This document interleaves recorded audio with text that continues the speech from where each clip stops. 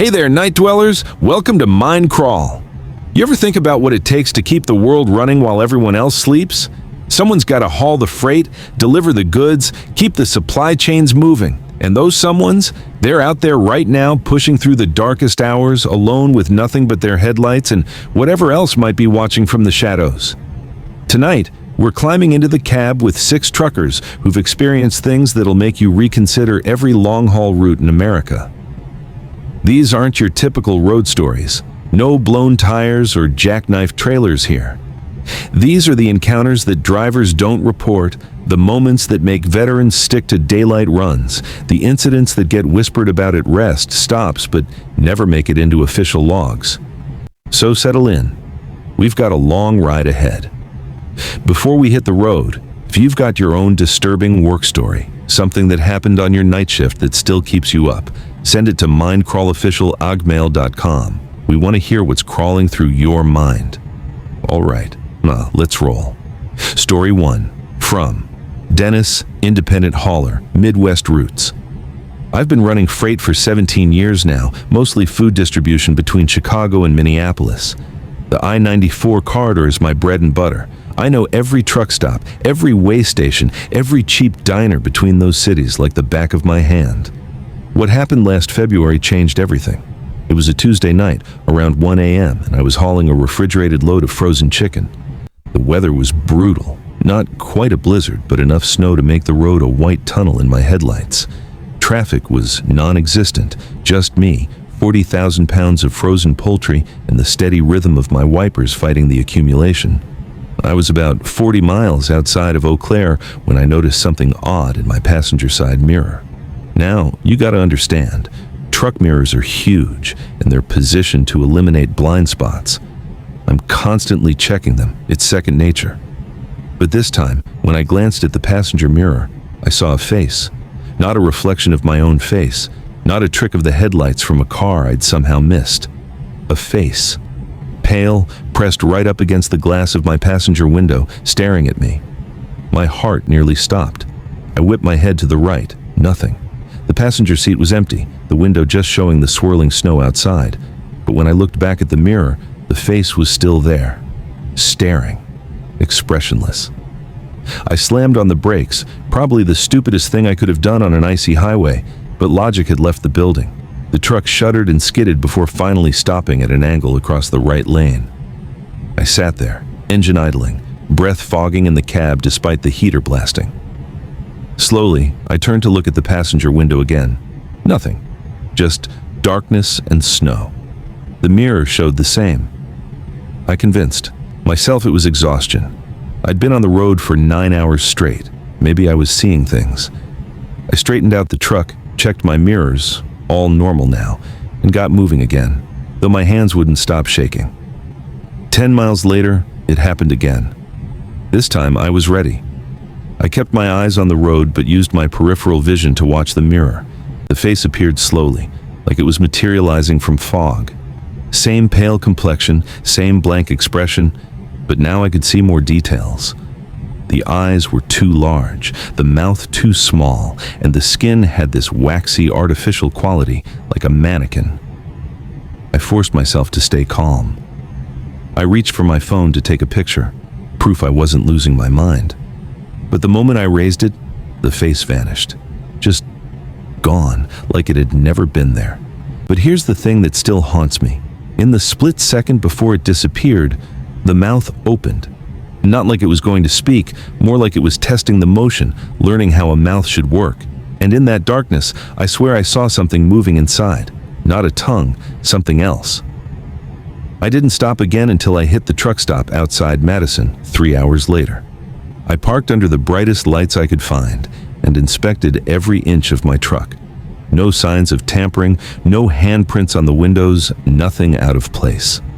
I asked the other drivers if they'd seen anything weird on 94 that night. Most shook their heads, but one older guy, must have been in his 60s, gave me this knowing look. "The Mirror Man," he said quietly. "Hasn't been reported in years, thought maybe he was done." I asked him what the hell he was talking about, but he just finished his coffee and walked away. Before he left, he turned back and said, "Don't look for him. The more you look, the closer he gets." I've driven that route maybe 20 times since then. I never look at my passenger mirror anymore unless I absolutely have to. Sometimes late at night, I can feel that something wants me to look. But I won't. I won't. Story 2. From Carmen. I'm not the superstitious type. Raised Catholic, lapsed at 20 and never looked back. Ghosts, demons, all that stuff. I figured it was just stories people told to make sense of a random, indifferent universe. That was before Route 163 through Monument Valley. Last spring, I was running a load of construction equipment from Albuquerque to Las Vegas. Not the Nevada one, Las Vegas, New Mexico. Small delivery, but the pay was good, and I'd never driven through Monument Valley at night. The photos I'd seen made it look like Mars, all red rocks and impossible formations. I figured I'd enjoy the scenery. I left late afternoon and hit the valley just as the sun was setting. And damn, it was beautiful. Those massive stone pillars turning orange and purple in the dying light, shadows stretching for miles. For about an hour, I felt like I was driving through a painting. Then night fell and everything changed. The darkness in that part of Arizona is absolute. No towns, no houses, barely any other traffic. My headlights felt like the only light in the entire universe. The rock formations that had been majestic in daylight became looming presences, like ancient gods watching me pass. Around 11 p.m., I saw someone on the side of the road. A woman, mid-30s maybe, wearing jeans and a white button-up shirt. She wasn't frantically waving or acting distressed, just standing there beside what looked like a broken-down sedan, her arm raised in the universal gesture for needing a ride. Company policy is clear: no hitchhikers ever. But out here, leaving someone stranded could be a death sentence. The temperature was dropping fast. Against my better judgment, I pulled over. She approached the passenger side, and I rolled down the window partway. Up close, I could see she was pretty, with dark hair pulled back in a ponytail. Nothing unusual, nothing threatening. But her eyes, I couldn't quite read them. They weren't scared or grateful. They were expectant. "Thank you for stopping," she said. Her voice was steady, almost too steady for someone stranded in the middle of nowhere. "I've been waiting for someone like you." "What happened to your car?" I asked, not opening the door yet. "It stopped," she said simply. "Things stop out here. Cars, watches, hearts." She smiled, but it didn't reach her eyes. "I need to get to Kayenta, 23 miles north. Will you take me?" Something felt off, but I couldn't pinpoint what. Maybe it was the way she phrased it, not "can you take me," but "will you take me," like it was a test. "I can call a tow truck for you," I offered. Her smile faded. "You know there's no signal out here. You've already checked." She tilted her head. "I'm going to ask you something, and your answer matters more than you know. Will you answer truthfully?" Every instinct screamed at me to drive away, but I found myself nodding. "Good," she said. "Here's the question. If you could save one person you love by letting a borrower's stranger die, would you do it?" The question hit me like a physical blow. I thought of my daughter, 8 years old, probably asleep in her bed 2 states away. "That's not a fair question," I managed. "Fairness is a human invention," she replied. "Nature doesn't care about fairness, neither does death. Answer the question." I don't know why I answered. I should have driven off right then.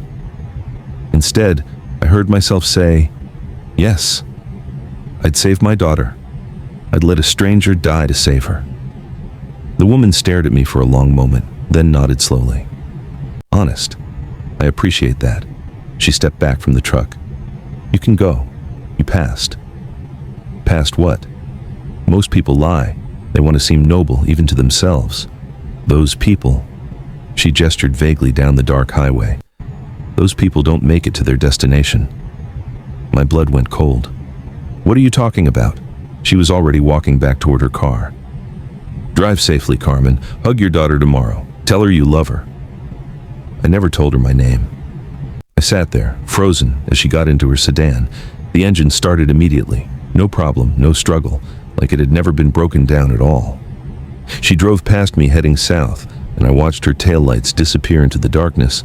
I didn't move for a full minute. When I finally got back on the road, I drove the rest of the way in a daze.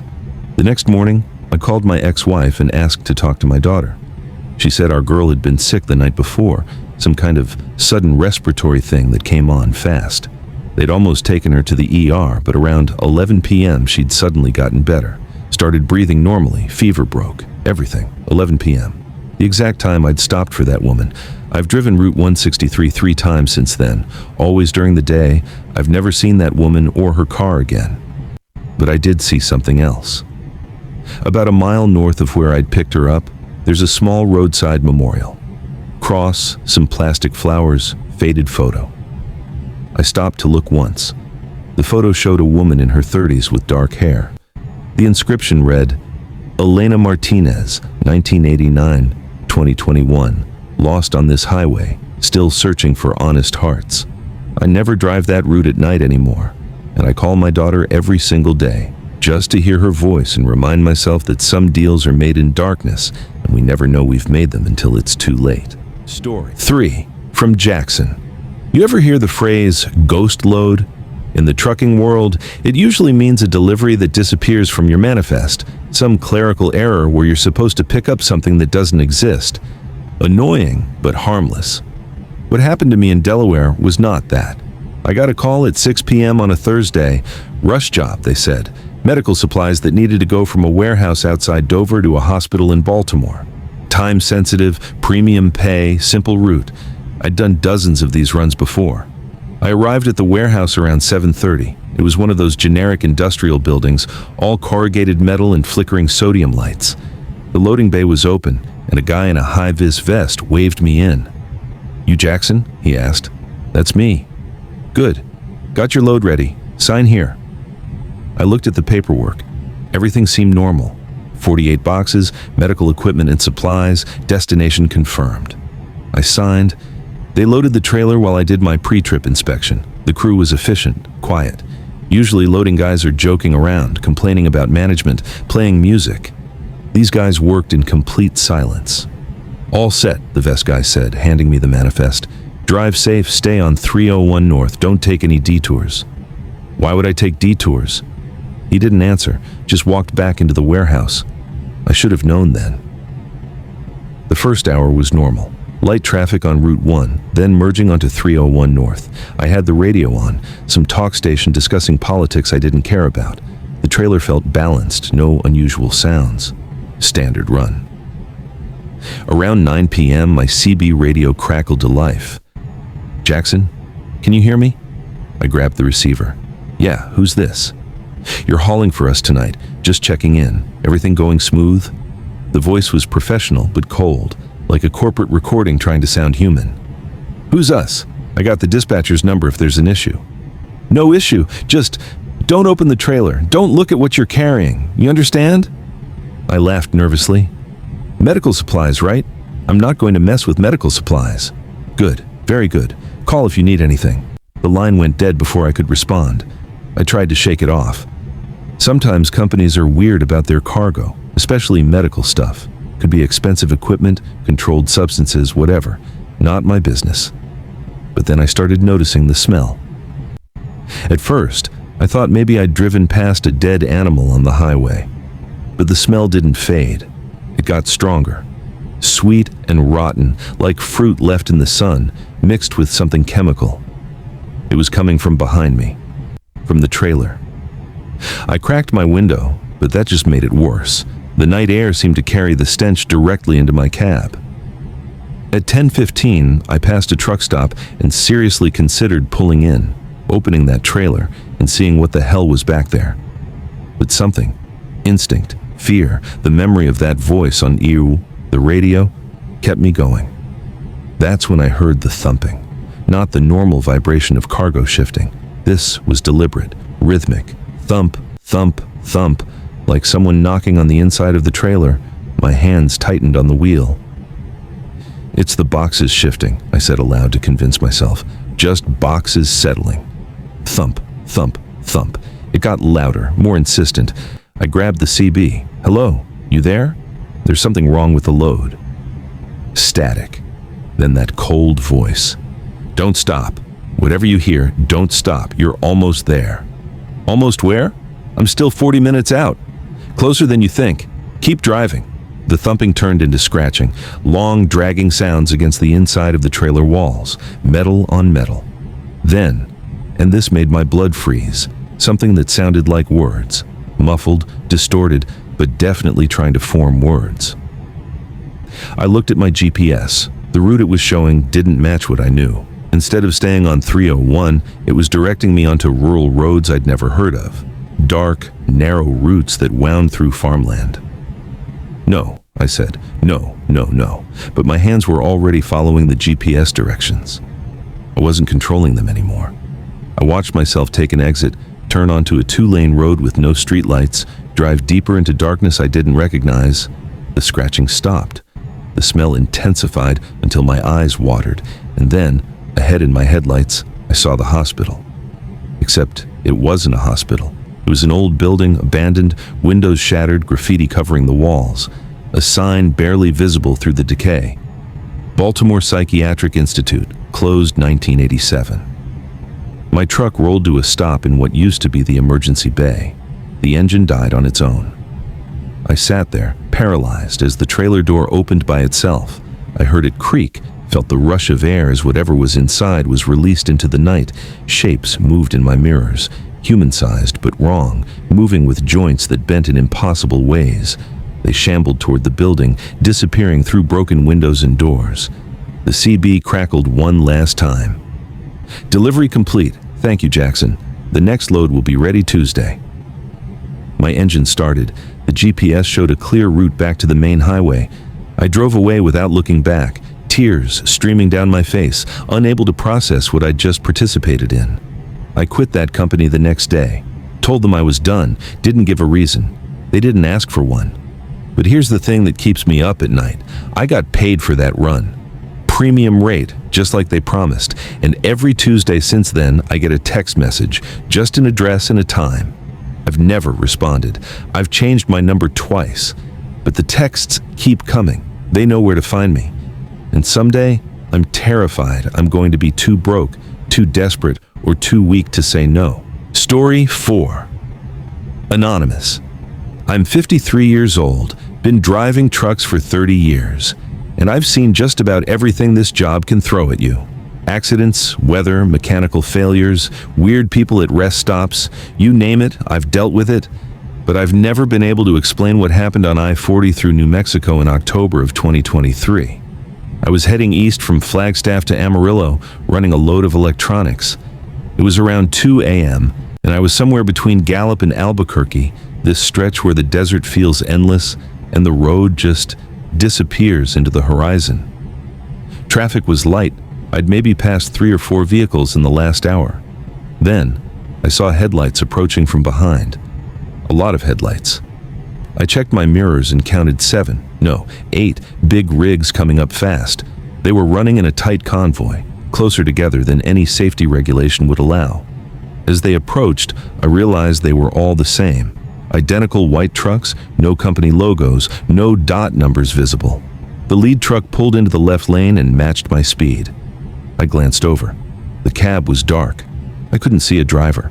The other trucks formed up around me, 2 in front, 2 on my left, 3 behind. They boxed me in perfectly. My CB was silent. Usually, convoys communicate constantly, coordinating movements. These trucks were ghost quiet. I tried my radio. "Hey there, convoy. You guys need something?" No response. The trucks maintained their formation. We drove like that for 5 minutes, 10 minutes. My heart was pounding. Why were they doing this? Some kind of hazing? A prank? Then, the lead truck accelerated slightly, moving ahead. The others adjusted, maintaining the box. They were hurting me, guiding my speed and position. I tried to slow down, tap my brakes. The truck behind me closed the distance immediately, its chrome grille filling my mirrors. The message was clear. Maintain speed. We drove for another 15 minutes. I was sweating now, gripping the wheel so tight my knuckles were white. Then I saw it.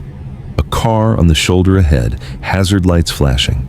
As we approached, I realized it wasn't parked. It was rolling slowly, driverless, with its lights on. The door was open, and something was dragging behind it. A piece of clothing, maybe, or... The convoy suddenly accelerated, blasting past the car at 80 milliliters. I was forced to keep pace, caught in their slipstream. In the brief moment I passed the car, I saw what was being dragged. It was a person, caught in the seatbelt, being pulled along the asphalt. I screamed, reaching for my CB, my phone, anything, but the convoy kept moving, kept me locked in position. When I tried to brake hard, the truck behind me got so close, I could read the warning labels on its grille. We drove for another 5 miles. Then, as suddenly as they had appeared, the convoy broke formation. All 8 trucks took the next exit in perfect synchronization, disappearing onto a dark side road. I was alone, again on the empty highway. I immediately pulled over and called 911, reporting what I'd seen. I gave them the exact mile marker, described the car, everything. The dispatcher said they'd send units immediately. I waited at that rest stop for 3 hours, giving statements to 2 different highway patrol officers. They searched the area. They found nothing. No car, no person, no skid marks, no blood, nothing.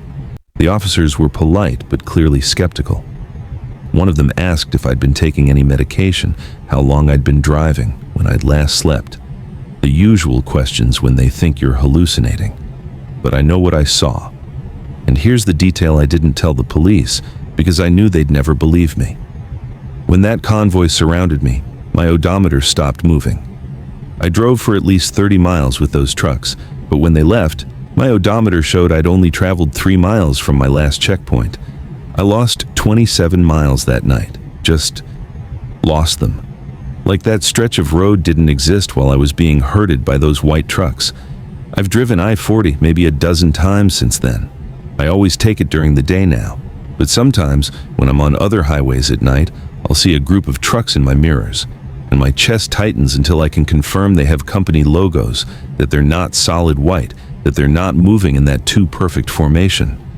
I don't know what they were protecting me from, or what they were protecting by keeping me moving past whatever was in that car. But I know they're still out there, running their routes through the darkness, herding drivers like me past things we're not supposed to see. And I'm grateful I was inside that convoy, instead of being the one they were hiding from view. Story 5. From Marcus, Regional Hauler, Southeastern U.S. I need to tell someone about this before I lose my mind. I've been holding it in for 6 months, haven't told my wife, haven't told my dispatcher, haven't even told the other guys at the depot. But it's eating me alive, and maybe if I say it out loud, I can finally process what happened. I drive regional routes through Georgia, Alabama, and Tennessee. Mostly dry goods, furniture, appliances, that kind of thing. It's predictable work, and I like predictable. I've got 2 kids and a mortgage. I don't need excitement. Last spring, I was heading north on I-75 through Georgia, approaching the Tennessee line. It was about 3 a.m., and I'd been driving since 6 p.m. the previous evening. I was tired, but not dangerously so. I'd done this run 100 times. That's when I saw the signs. All commercial vehicles must stop. Way station open 2 miles. I groaned. I hate way stations, especially at this hour, but you don't skip them. The fines for blowing past an open station are massive, and they will hunt you down. As I approached, though, something felt wrong. The way station looked abandoned. The lights were on, but they flickered irregularly. No other trucks were there, which was weird. At 3 a.m. on I-75, there's usually at least some traffic, but the signs clearly said open. I slowed down and pulled onto the ramp. The scales were ahead, with a small building beside them where the DOT officers usually work. I rolled onto the scales and waited for the light to tell me if I could proceed or needed to pull into the inspection area. The light stayed red. After a minute, I checked my mirrors. Still no other trucks. The building's windows were dark except for one office on the 2nd floor, where I could see a silhouette moving back and forth. My CB crackled. "Driver on the scales, proceed to Building A for inspection." The voice was wrong. Too flat, like computer-generated speech trying to sound human. I grabbed my CB. Roger that. What's the issue?" "Proceed to Building A for inspection." Exact same intonation. Definitely automated. I pulled off the scales and parked in the designated inspection area. The building up close looked even worse. The paint was peeling, some of the windows were cracked, and the door hung slightly crooked on its hinges. I grabbed my paperwork and got out. The night was completely silent.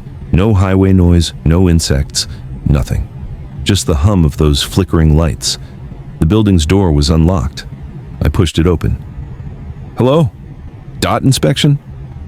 No answer. The interior was a hallway with offices branching off. Everything looked decades out of date. Old filing cabinets, CRT computer monitors, faded motivational posters from the 90s. Dust covered every surface. "Hello?" I called again, my voice echoing. A door at the end of the hall opened. A figure stood silhouetted against a backlit room. "Inspection," the voice said. Same flat tone as the radio. Every instinct screamed at me to run, but I thought about those fines, about losing my CDL for refusing an inspection. I walked toward the figure. As I got closer, I realized the person wasn't moving, not breathing, not shifting weight, nothing. They stood perfectly still, like a mannequin. I stopped a few feet away. "I've got my paperwork here. Logbook, registration, everything's current." The figure's head tilted. In the backlight, I couldn't see a face, just a dark outline. "Come in," it said. I didn't want to. God, I didn't want to. But I stepped into the room. It was an office, empty except for a desk and a chair. Papers covered the desk, but when I looked closer, I realized they were all blank. Just stacks and stacks of white paper with nothing printed on them. "Sit," the figure said, gesturing to the chair. I sat. The figure moved around to the other side of the desk and sat down opposite me. I finally got a look at their face in the overhead light. It was smooth, not featureless exactly. I could see the impression of where eyes, nose, and mouth should be, like someone had stretched skin over a too simple sculpture. The expression never changed. "You carry cargo," it said. "Yes, furniture. It's all in the manifest. You carry fear." I froze. "What?" "You carry doubt, regret, anger. These are heavy loads." My mouth went dry. "I don't understand." The figure leaned forward. "You're weighted down. We must measure. We must inspect." It reached across the desk and touched my chest. I can't describe the sensation. It was like something reached inside me and took inventory of everything I'd ever felt ashamed of, every mistake I'd never forgiven myself for, every dark thought I'd suppressed. I saw my failures play out in front of me. The time I'd missed my son's birthday because of work, the affair I'd almost had 5 years ago, the accident I'd caused but never reported, the lies I'd told, the cruelties I'd excused. I was crying, I realized, sobbing, all of it pouring out of me while that smooth-faced thing watched with its unchanging expression. When it removed its hand, I collapsed forward onto the desk, gasping. "You may proceed," it said. "Wait is acceptable." I stumbled out of that office, down the hall, out the door. I ran to my truck, started the engine, and floored it back onto the highway. In my mirror, I watched the way station recede. The lights went dark all at once, and when I looked at my GPS, it showed that way station is permanently closed, had been closed since 2004. I've passed that spot a dozen times since then. The way station is still there, overgrown with weeds, obviously abandoned. The signs never say, "Open," but I drive differently now, lighter somehow. Those regrets, those dark thoughts, they don't weigh on me the way they used to. It's like something took them, measured them, and decided I'd carried them long enough. I don't know what that thing was. Some kind of test? A purgatory checkpoint? A hallucination brought on by exhaustion and guilt? All I know is that I was weighed that night, and by some mercy I don't understand, I wasn't found wanting. But I also know that somewhere out there, on dark highways all across this country, there are closed stations that sometimes open. And the inspections they perform have nothing to do with cargo or logbooks. They measure something else entirely. And God help the driver who tips the scales the wrong way. Story 6. Anonymous. I'm not using my name for this one. If you've driven the routes I have, in the places I've been, you'll understand why. 3 weeks ago, I was running a solo overnight from Portland to Seattle. It's a route I've done 100 times. Boring, predictable, usually takes about 3 hours depending on traffic. I left around midnight. The roads were nearly empty, just the occasional car and a few other trucks. I had the radio on, cycling through stations as they faded in and out of range. Around 1:30 a.m. I was between Longview and Olympia when I caught a station I'd never heard before. The signal was crystal clear, which was unusual out there. No static, no fading, just a strong, steady broadcast. A man's voice, calm and professional, like a late-night NPR host. "Good evening, drivers. This is station 131.7, your companion on the long, dark road. We understand you. We see you out there." I chuckled. Nice, I thought. Someone had started a new trucker-focused station. I needed the company. "Tonight," the voice continued, "we're taking calls from drivers about their experiences on the highways, the things they've seen, the things they'll never report, the things they can't explain." Interesting concept. I turned it up. "Our first caller is Michael from Ohio. Michael, tell us what happened." A different voice, shakier. "I saw a woman on the side of I-70. She was standing in the rain, just staring at the traffic. I pulled over to help, and when I got close, she turned around. Her eyes were..." Static burst interrupted. When it cleared, the host was speaking again. "Thank you, Michael. Fascinating. Caller number 2, go ahead." "This is Sarah. I drive nights in Texas, and last week I saw something running alongside my truck. It kept pace at 65 miles per hour. It wasn't an animal. It had..." More static. "Thank you, Sarah. Caller 3, you're on." This went on for about 10 minutes. Different voices, different stories, all describing encounters with impossible things on highways across the country. The host responded to each with the same calm interest, never skeptical, never surprised.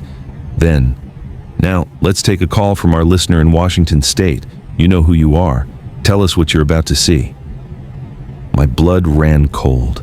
I was the only trucker I'd seen on this stretch of highway for the last 20 minutes. "Hello?" I said aloud to my empty cab. "There it is," the host said. "The confusion, don't worry, it's natural. In approximately 8 miles, you'll see an overturned semi on the right shoulder. Don't stop." I grabbed my CB to call someone, anyone, but it was dead. I checked my phone, no signal. 7 miles now, the host continued conversationally. "It will look like someone needs help. The cab will be crushed. You'll see movement inside. Don't stop."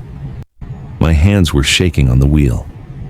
I thought about pulling over, but what would that accomplish? Wait for this supposed accident. 6 miles.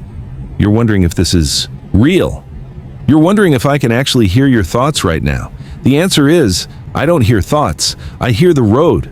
The road tells me everything. It knows every truck, every driver. It knows you. I started praying.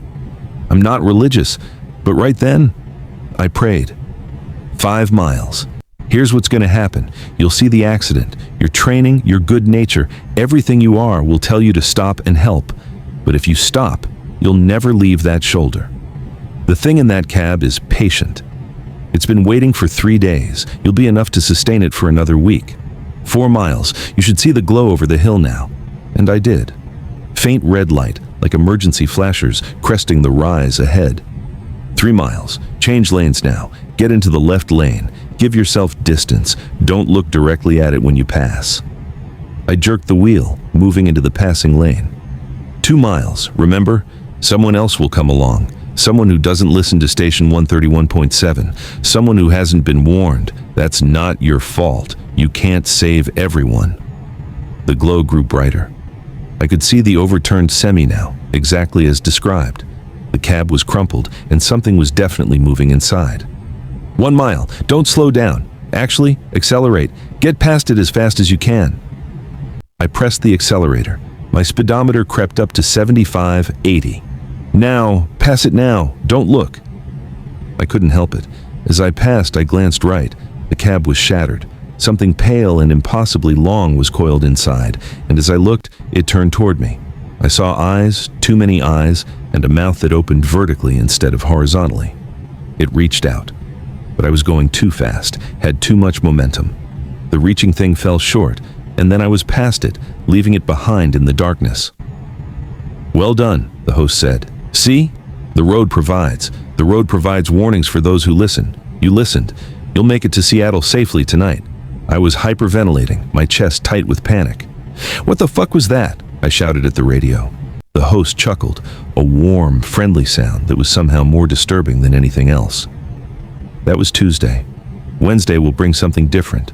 Thursday, something else again. The road is always hungry, always waiting. but we take care of our listeners. I reached for the radio dial to change the station, but the host interrupted. Don't, not yet. We have one more thing to tell you. My hand froze. In 6 months, you're going to be offered a job.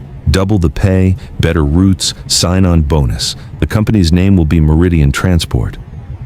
Don't take it. Why? I whispered. Because Meridian drivers don't retire. They don't quit. They don't get older. Check their employee photos if you don't believe me. Same faces since 2003. The road owns them in ways that make tonight's encounter look like a mercy. Static started creeping into the signal. The host's voice began to fade. Keep driving, friend. Keep your eyes open, and remember, when you need us, we'll be here.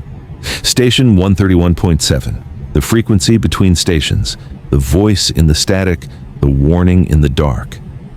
Wait, I shouted. How do I find you again? What if? You can't find us. We find you. Only when you need us, only when the road decides you've earned another warning. The signal died completely, replaced by normal static.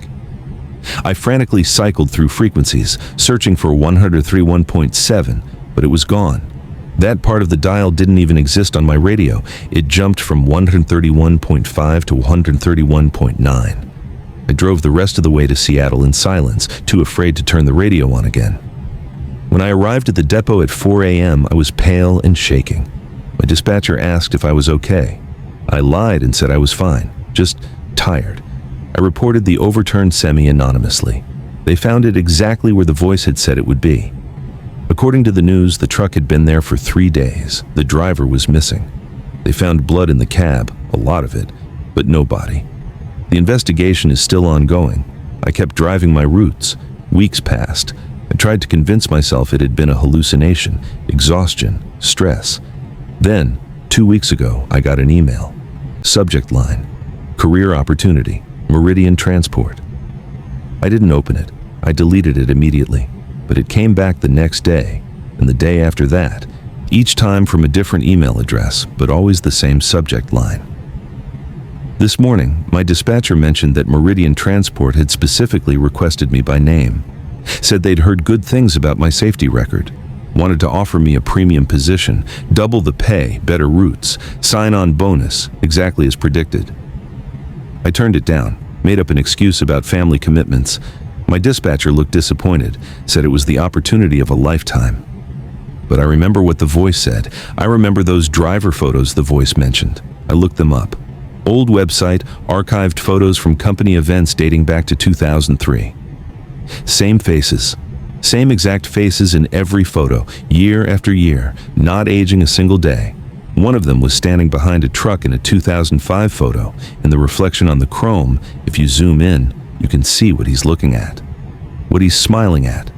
It's not human. I don't know what station 131.7 is. I don't know if it's something trying to help drivers, or if it's just another predator that's learned it can sustain itself longer by keeping some of us alive.